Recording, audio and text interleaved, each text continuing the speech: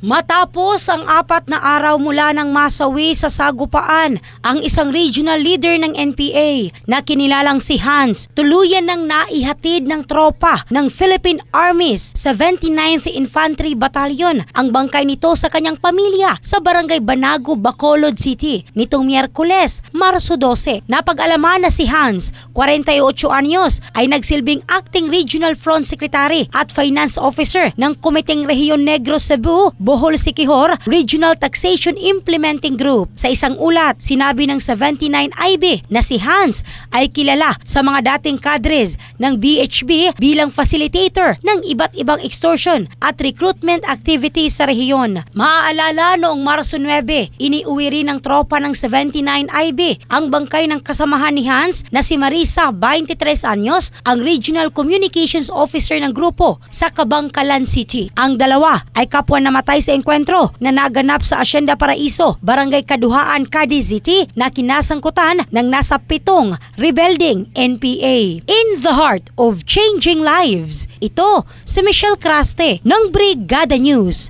Philippines, the Music and News Authority.